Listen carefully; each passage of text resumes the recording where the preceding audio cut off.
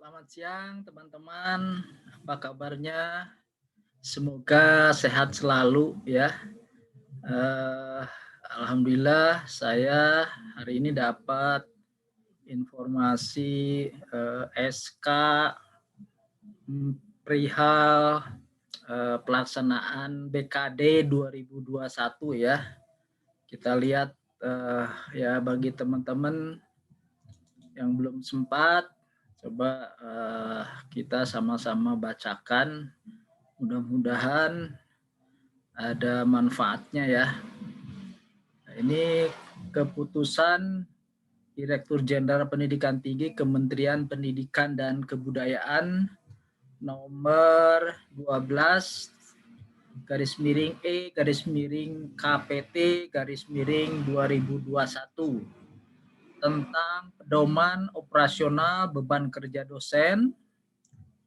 Direktur Jenderal Pendidikan Tinggi Kementerian Pendidikan dan Kebudayaan menimbang bahwa dalam rangka memberikan panduan bagi perguruan tinggi untuk pelaksanaan dan penilaian atas beban kerja dosen perlu disusun suatu pedoman yang dapat memberikan keseragaman dalam pelaksanaan beban kerja dosen.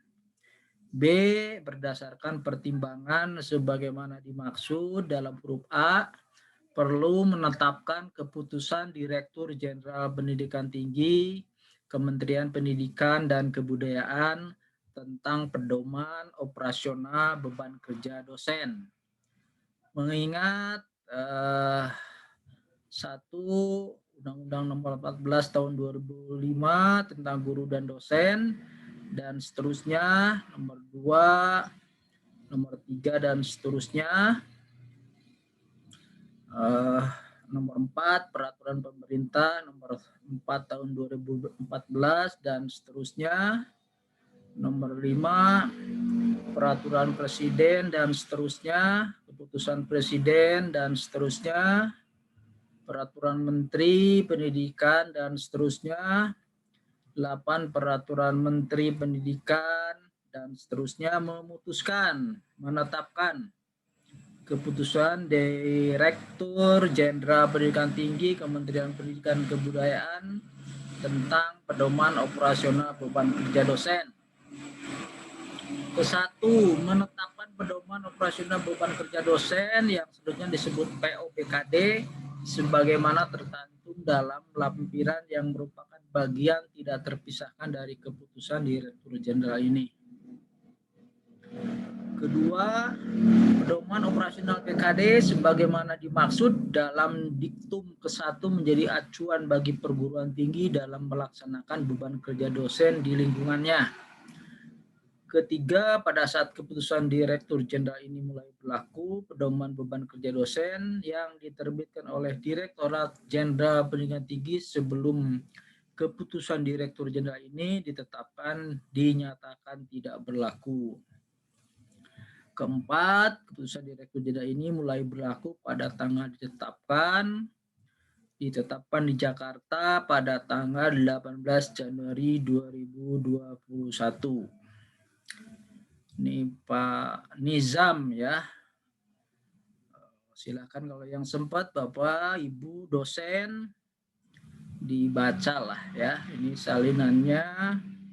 Coba saya ingin tahu nih pendahuluannya seperti apa. Latar belakang. Dosen merupakan komponen terpenting dalam penyelenggaraan satuan pendidikan tinggi. Hal itu karena dosen memiliki kedudukan strategis sebagai pendidik profesional dan ilmuwan. Undang-Undang Nomor 14 Tahun 2005 tentang guru dan dosen memberikan penjelasan bahwa dosen merupakan pendidik profesional dan ilmuwan dengan tugas utama mentransformasikan, mengembangkan, dan menyebarluaskan ilmu pengetahuan, teknologi, dan seni melalui pendidikan, penelitian, dan pengabdian kepada masyarakat. Dosen sebagai pendidik profesional dibuktikan dengan kepemilikan sertifikat pendidik. Sebagai pendidik profesional, Dosen berkewajiban 1. Melaksanakan pendidikan, penelitian, dan pengabdian kepada masyarakat. 2. Merencanakan, melaksanakan proses pembelajaran, serta menilai dan mengevaluasi hasil pembelajaran. 3. Meningkatkan dan mengembangkan kualifikasi akademik dan kompetensi secara berkelanjutan sejalan dengan perkembangan ilmu pengetahuan, teknologi, dan seni. Dosen sebagai ilmuwan memiliki tugas mengembangkan suatu cabang ilmu pengetahuan dan atau teknologi melalui penalaran dan penelitian ilmiah serta menyebarluaskannya. Tugas dan kewajiban dosen sebagaimana dinyatakan di atas merupakan beban kerja dosen. Pasal 72 Undang-Undang Guru dan Dosen mengatur bahwa BKD mencakup kegiatan pokok, yaitu merencanakan pembelajaran, melaksanakan proses pembelajaran, melakukan evaluasi pembelajaran, membimbing dan melatih, melakukan penelitian, melakukan tugas tambahan, serta melakukan pengabdian kepada masyarakat. BKD tersebut sekurang-kurangnya sepadan dengan 12 satuan kredit semester dan sebanyak-banyaknya 16 satuan kredit semester. Selanjutnya, undang-undang tersebut mengamanatkan bahwa ketentuan lebih lanjut mengenai BKD diatur setiap satuan pendidikan tinggi sesuai dengan peraturan perundang-undangan. Implementasi atas ketentuan pasal 72 Undang-Undang Guru dan Dosen oleh satuan pendidikan tinggi pada kenyataannya ditafsirkan dan diterapkan secara berbeda-beda. Hal ini berdampak terhadap iklim pengembangan dosen yang kurang optimal sebagai pendidik profesional dan ilmuwan. Sehubungan dengan hal tersebut, Direktorat Jenderal Pendidikan Tinggi, Kementerian Pendidikan dan Kebudayaan yang mempunyai tugas dan fungsi membina dan menjamin mutu penyelenggaraan satuan pendidikan tinggi berupaya menata penyelenggaraan BKD dalam bentuk POBKD. POBKD ini berfungsi sebagai pedoman operasional satuan pendidikan tinggi dalam menyelenggarakan BKD sesuai dengan peraturan perundang-undangan yang berlaku. B. Tujuan dan manfaat. Tujuan POBKD ini bertujuan A. Memberikan pedoman operasional penyelenggaraan BKD kepada satuan pendidikan tinggi sesuai dengan ketentuan perundang-undangan yang berlaku. B. Menjamin mutu penyelenggaraan satuan pendidikan tinggi dalam pelaksanaan BKD. C. Meningkatkan akuntabilitas dosen dalam melaksanakan tugas dan kewajiban, serta menyusun laporan BKD secara benar. D. Meningkatkan kinerja asesor dalam melakukan evaluasi dan monitoring laporan BKD secara tepat dan bertanggung jawab. E. Meningkatkan kinerja satuan pendidikan tinggi dalam membina karir dosen sebagai pendidik profesional dan ilmuwan secara berkelanjutan. Dan E. Memberikan dasar pertimbangan pemberian tunjangan profesi dosen, tunjangan kehormatan profesor, tunjangan kemaslahatan, dan tunjangan lainnya. Kedua, manfaat. POBKD ini memiliki manfaat A. Memudahkan pengelolaan satuan pendidikan tinggi dalam menyelenggarakan BKD secara tepat sesuai ketentuan perundangan yang berlaku. B. Menjamin mutu penyelenggaraan BKD pada satuan pendidikan tinggi. C. Memudahkan dosen dalam melaksanakan dan menyusun laporan BKD secara akuntabel. D. Memudahkan asesor dalam melakukan evaluasi dan monitoring laporan BKD secara tepat dan bertanggung jawab. E. Memudahkan kinerja satuan pendidikan tinggi dalam membina karir dosen sebagai pendidik profesional dan ilmuwan secara berkelanjutan. Dan F. Menjadi dasar pertimbangan pemberian tunjangan profesi dosen, tunjangan kehormatan profesor, tunjangan kemaslahatan, dan tunjangan lainnya. Nah, ini pengaturan beban kerja dosen. Ini bab 2 ya. BKD merupakan kegiatan yang dibebankan kepada dosen dalam menjalankan tugas dan kewajibannya sebagai pendidik profesional dan ilmuwan pada kurun waktu tertentu. Tugas dan kewajiban yang menjadi beban dosen tersebut terdiri atas melaksanakan tridharma perguruan tinggi, tugas tambahan, dan tugas penunjang. Tugas dan kewajiban tersebut dilaporkan kinerjanya dalam waktu setiap semester di perguruan tinggi yang bersangkutan. Nah, ini sudah berjalan. Kemudian tugas dosen. Tugas dosen telah diatur dalam undang-undang maupun peraturan operasionalnya. Beberapa ketentuan peraturan perundang-undangan yang menjadi dasar tugas dosen dalam perhitungan BKD sebagai berikut.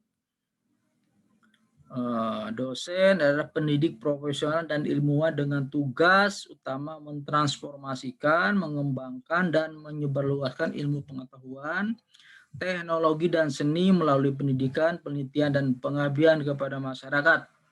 Pasal 1 angka 2 Undang-Undang Guru dan Dosen. Nah, dosen juga sebagai anggota sivitas akademika memiliki tugas mentransformasikan ilmu pengetahuan dan atau teknologi yang dikuasainya kepada mahasiswa dengan mewujudkan suatu belajar dan pembelajaran sehingga mahasiswa aktif mengembangkan potensinya. Pasal 12 ayat 1 Undang-Undang Nomor 12 Tahun 2012 tentang pendidikan tinggi atau Undang-Undang Pendidikan Tinggi. Ini 3, 4, 5, 6 saya kira sudah dilakukan ya. Kita cari yang barunya seperti apa.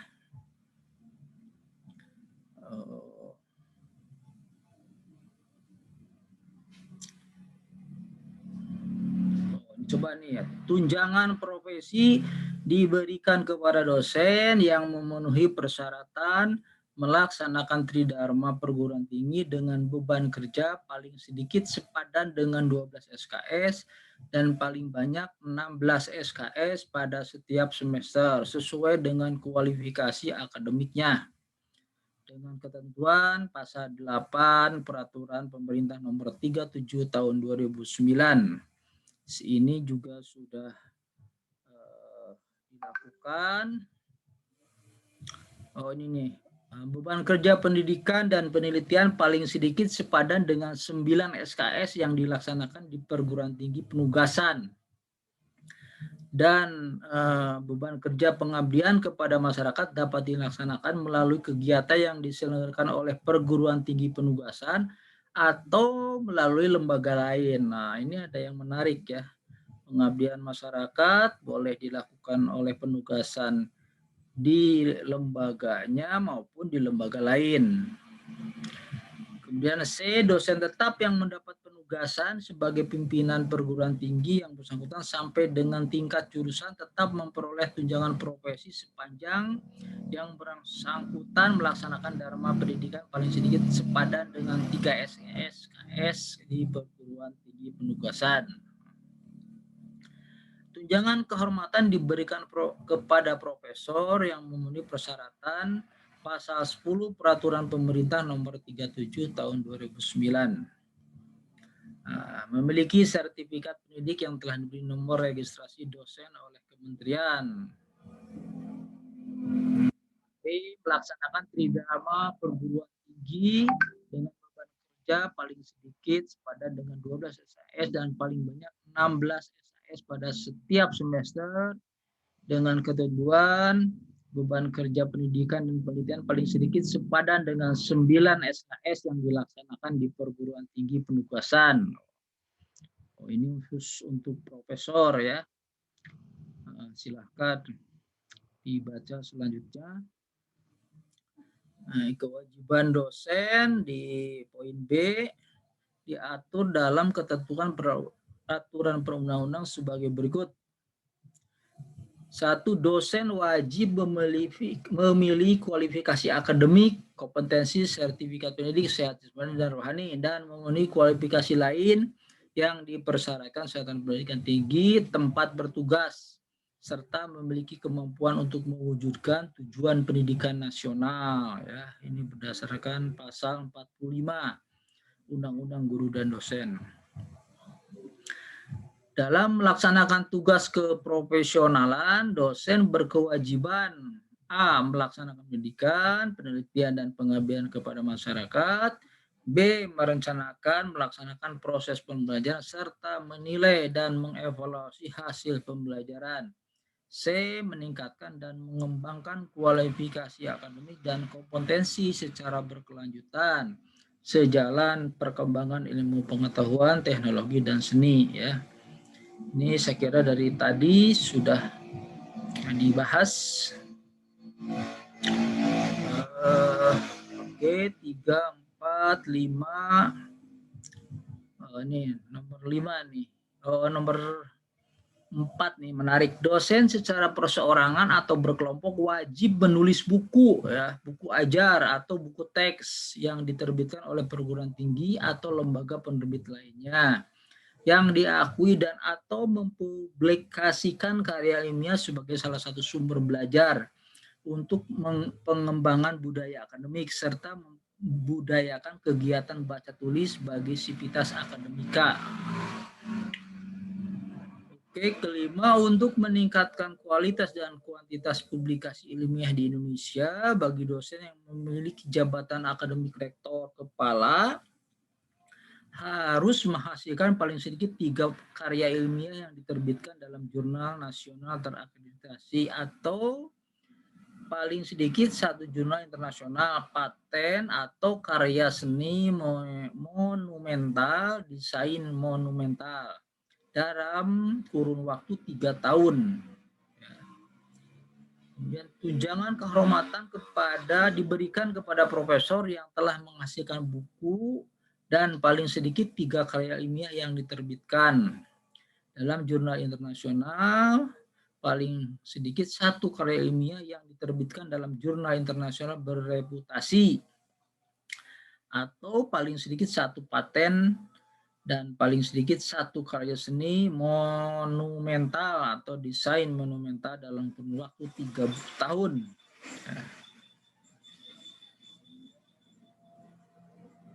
Oke, C, beban kerja dosen, ya silakan. Ini sama kelihatannya dengan peraturan sebelumnya.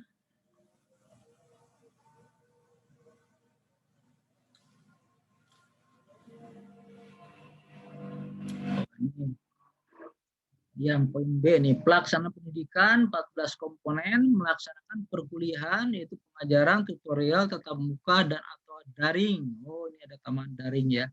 Dalam rangka melaksanakan metode pembelajaran student center learning seperti problem based learning atau project based learning, ya, membimbing, menguji dalam menghasilkan disertasi, tesis, skripsi, tugas akhir, serta menyelenggarakan pendidikan di laboratorium, praktek keguruan, bengkel, studio, kebun percobaan, teknologi penyiaran, dan praktek lapangan, tatap muka dan atau daring.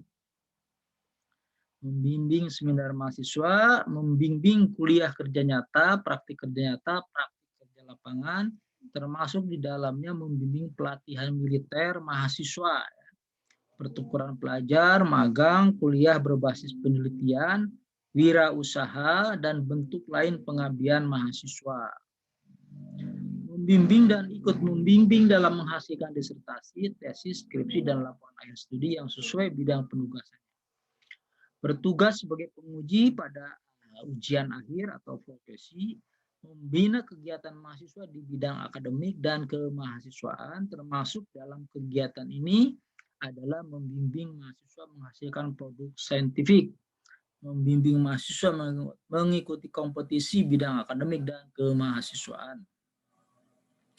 Mengembangkan program kuliah tatap muka atau daring untuk pembelajaran di kelas, di laboratorium, rumah sakit, studi, atau lainnya yang setara. Mengembangkan bahan pengajaran modul bahan kuliah yang punya nilai kebaruan, manual, pedoman akademik, pedoman pemagaman, pedoman pembelajaran. Menyampaikan orasi ilmiah di tingkat perguruan tinggi, menduduki jabatan pendidikan pimpinan perguruan tinggi sesuai tugas pokok, fungsi, dan kewenangan. Membimbing dosen yang mempunyai jabatan akademik lebih rendah. Oh, ini bisa juga ya. Melaksanakan kegiatan data sharing dan pencakupan di luar institusi tempat bekerja. Menarik nih. Poin 12, melaksanakan kegiatan data sharing dan pencakupan di luar institusi tempat bekerja. Oh, bisa juga ya. Melaksanakan kegiatan pendampingan mahasiswa di luar institusi sesuai kebijakan kementerian dan melaksanakan pengembangan diri untuk meningkatkan kompetensi memperoleh sertifikasi profesi. Subunsur melaksanakan penelitian terdiri dari kegiatan 9 komponen. Menghasilkan karya ilmiah sesuai dengan bidang ilmunya, hasil penelitian atau hasil pemikiran yang didesiminasikan, hasil penelitian atau pemikiran atau kerjasama industri, termasuk penelitian penugasan dari kementerian atau LPNK yang tidak dipublikasikan, tersimpan dalam perpustakaan yang dilakukan secara lembaga. Menerjemahkan, menyadul buku ilmiah yang diterbitkan ya ber-ISBN, mengedit, menyunting karya ilmiah dalam bentuk buku yang diterbitkan ber-ISBN, membuat rancangan dan karya teknologi yang dipatenkan atau seni yang terdaftar di HAKI secara nasional atau internasional. Menghasilkan karya inovatif, karya teknologi, teknologi tepat guna, karya desain, karya seni tidak dipatenkan, tidak terdaftar HAKI, tidak dipublikasikan, tetapi diaplikasikan pada industri atau berdampak pada kesejahteraan masyarakat, dan berkontribusi pada peningkatan daya saing bangsa. Menghasilkan rumusan kebijakan yang monumental dalam bentuk arahan, kertas kebijakan, naskah akademik, model kebijakan strategis, atau rekomendasi kebijakan yang berkontribusi terhadap pengembangan kebijakan dan pembangunan, dan membuat rancangan dan karya teknologi yang tidak dipatenkan, rancangan dan karya seni monumental yang tidak terdaftar di HAKI tetapi telah dipresentasikan pada forum yang teragenda. Subunsur melaksanakan pengabdian kepada masyarakat terdiri dari kegiatan 7 komponen. Oh, ini yang PKM ya. 1, menduduki jabatan pimpinan pada lembaga pemerintahan, pejabat negara yang harus dibebaskan dari jabatan organiknya atau bekerja pada industri organisasi yang diakui Kemendikbud. Melaksanakan pengembangan hasil pendidikan dan penelitian yang dapat dimanfaatkan oleh masyarakat atau industri. Memberi latihan, penyuluhan, penataran, ceramah, pendampingan pada masyarakat terjadwal atau terprogram, memberi pelayanan kepada masyarakat atau kegiatan lain yang menunjang pelaksanaan tugas pemerintahan dan pembangunan, membuat menulis karya pengabdian kepada masyarakat yang tidak dipublikasikan, hasil kegiatan pengabdian kepada masyarakat yang dipublikasikan di sebuah jurnal ilmiah, jurnal pengabdian kepada masyarakat atau teknologi tepat guna, merupakan diseminasi dari luaran program kegiatan pengabdian kepada masyarakat dan berperan serta aktif dalam pengelolaan jurnal ilmiah. Subunsur pelaksanaan penunjang atau tugas tridharma ada 10 komponen ya. Ini saya kira 1 sampai 10 sama. Dosen dengan tugas tambahan, ya silahkan dibaca ya, ini kelihatannya jarang digunakan.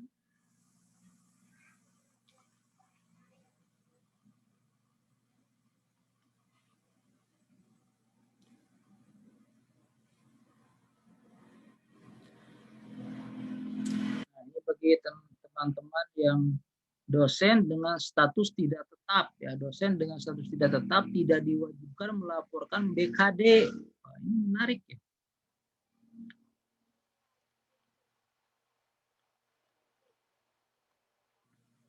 Penyusunan laporan beban kerja dosen. Penyusunan laporan BKD terdiri dari rancangan kinerja dosen, dan laporan kinerja dosen RKD disampaikan pada awal semester yang akan ditempuh dan LKD disampaikan pada akhir semester yang sudah dijalani. BKD disusun oleh dosen dan dilaporkan kepada dekan untuk dilakukan penilaian. Penyusunan BKD oleh dosen sebagai berikut: menginput data RKD pada sistem informasi sumber daya terintegrasi pada awal semester. Oh, ini berarti yang baru ya. Menginput LKD pada akhir semester yang mencakup unsur pelaksanaan pendidikan, unsur pelaksanaan penelitian, unsur pelaksanaan pengabdian kepada masyarakat, dan unsur pelaksanaan kegiatan penunjang tridharma seperti lampiran rubrik dalam pedoman ini yang diambil dari Sister BKD. Jumlah unsur pelaksanaan pendidikan dan unsur pelaksanaan penelitian paling sedikit sepadan dengan 9 SKS yang dilaksanakan di perguruan tinggi. Jumlah unsur pengabdian kepada masyarakat dan unsur penunjang dilaporkan diisi SKS-nya dan tidak boleh kosong. Penunjang tidak boleh kosong. 5. Melaporkan jumlah kegiatan seluruh unsur tiap semester paling sedikit 12 SKS dan paling banyak 16 SKS. Dosen dengan tugas tambahan sebagai pimpinan sampai dengan program studi melaporkan unsur pelaksanaan pendidikan paling sedikit sepadan dengan 3 SKS. Dosen dengan tugas tambahan jumlah unsur pelaksanaan penelitian, unsur pengaduan masyarakat, dan unsur penunjang boleh kosong. Wow, ini tugas tambahan boleh kosong. Dosen dengan tugas tambahan melakukan jumlah kegiatan seluruh unsur tiap semester paling sedikit 3 SKS. Dosen dalam hal jumlah kegiatan seluruh unsur LKD lebih dari 16 SKS dapat diputuskan sebagai beban lebih. Oh, ini bisa lebih kalau lebih dari 16 SKS. Seluruh unsur yang dilaporkan dilampirkan, unggah bukti kinerjanya, SK, surat tugas, sertifikat, artikel, dan sebagainya. 11. Format penyusunan LKD sebagaimana tercantum dalam laporan ini yang dapat dicetak dari Sister BKD.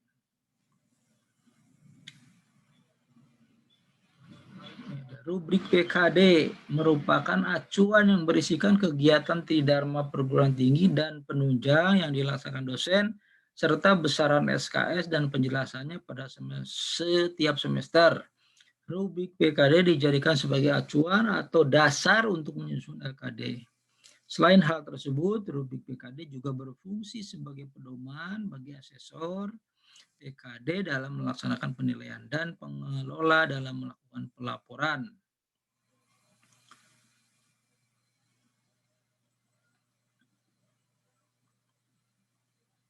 Oh, ini silakan dibaca sesuai jabatan akademiknya. Nah, ini tabel 1 kewajiban khusus dosen dalam 3 tahun untuk lektor kepala dan profesor. Wah, ini silahkan nih untuk lektor kepala. Nah,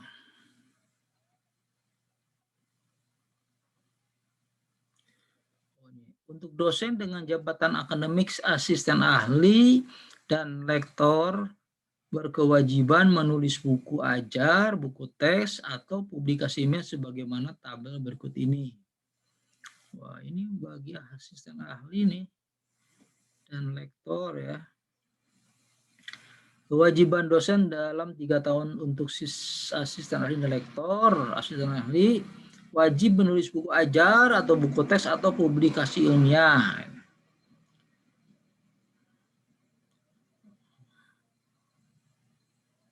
Oh, ini sama nih sebelumnya.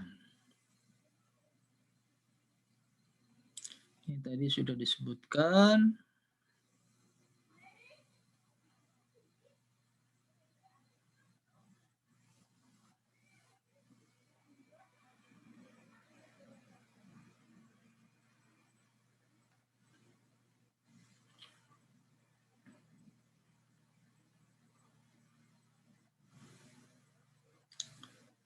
Oh, ini prosedur pelaksanaan BKD ya. Ini apa? Periode penilaian. Penilaian BKD dilakukan pada setiap semester, pada akhir semester, atau selanjutnya perguruan tinggi yang melaksanakan BKD melaporkan kepada Direktur Sumber Daya pada Direktorat Jenderal Pendidikan setiap tahun.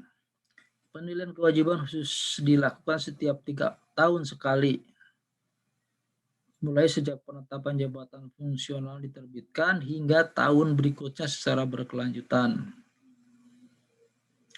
Penilaian BKD dilaksanakan dengan ketentuan sebagai berikut. Oh, ini prosedur di masing-masing perguruan tinggi berbeda.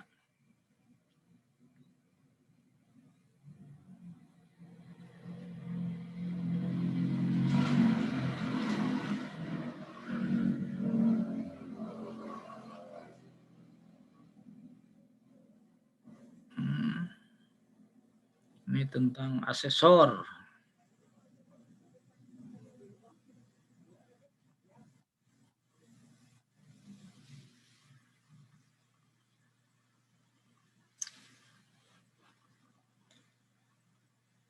Ini tabel kriteria M memenuhi laporan BKD atau LKD ya. Silahkan masing-masing jabatan akademik.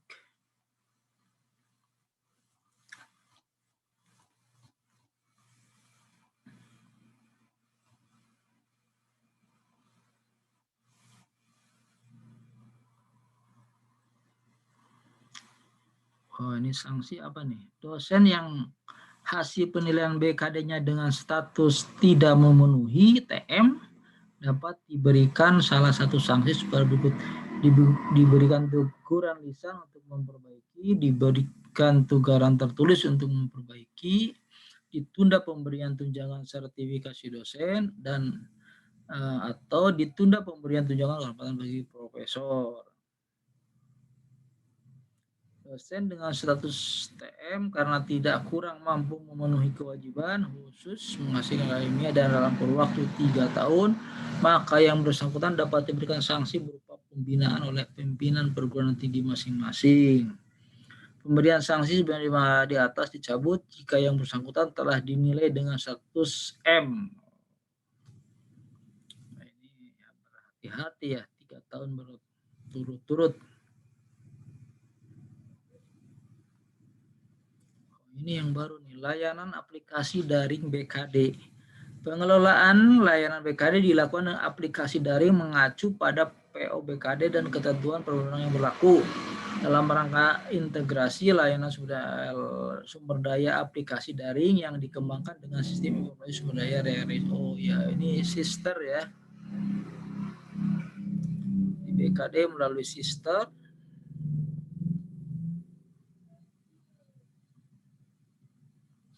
Oh, ini ada tabelnya ya, lebih jelas.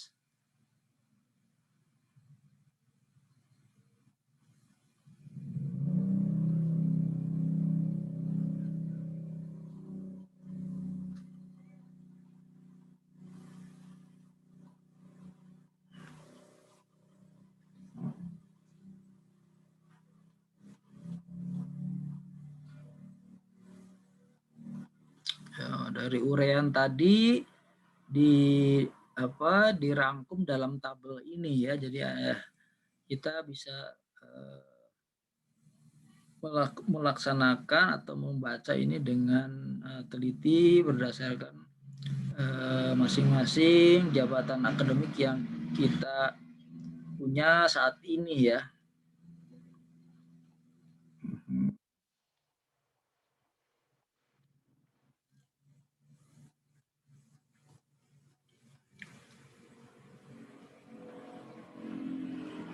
Iya nih. Oh, ini penjelasan tabel tadi kalau memang belum jelas secara kalimat ya. Oh, ini ya sudah dibuat template-nya ya.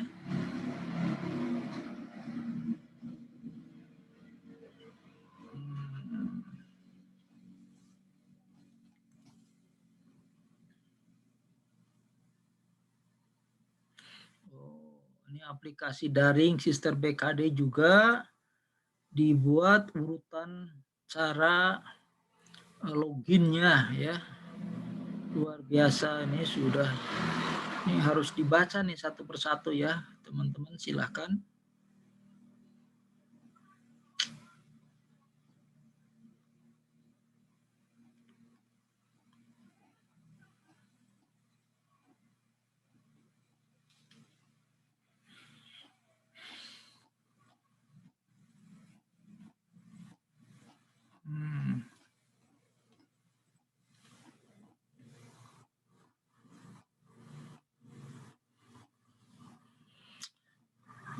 Kami bersyukur di institusi kami ada unit khusus untuk membantu dosen mengisi ini ya.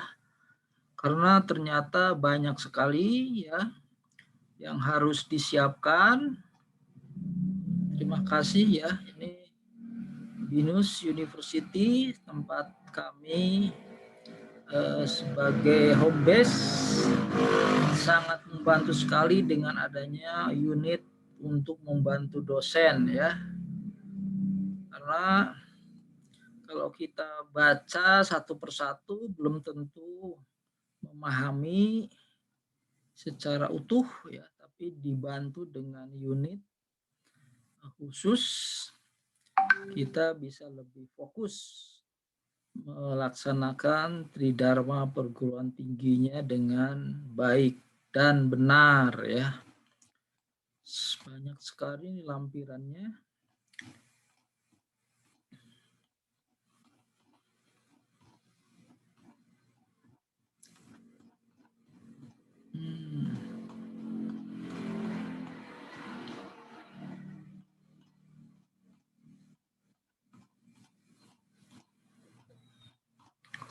Oh, ini mungkin masing-masing jabatan akademik mempunyai template yang berbeda.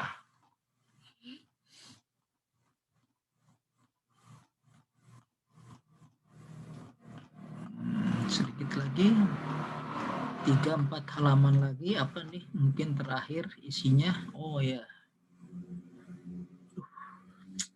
luar biasa. Ini aturan yang mari kita sama-sama pada saat masa pandemi COVID-19 ini, mari kita berinovasi ya, supaya bisa menjalankan tridharma perguruan tinggi dengan sesempurna mungkin ya. Mudah-mudahan teman-teman terinspirasi dengan tadi sedikit saya bacakan sesuai dengan yang mungkin ada yang baru ya. Ya mudah-mudahan kita bisa melaksanakannya. Semoga semua kita selalu sehat ya. Wassalamualaikum warahmatullahi wabarakatuh.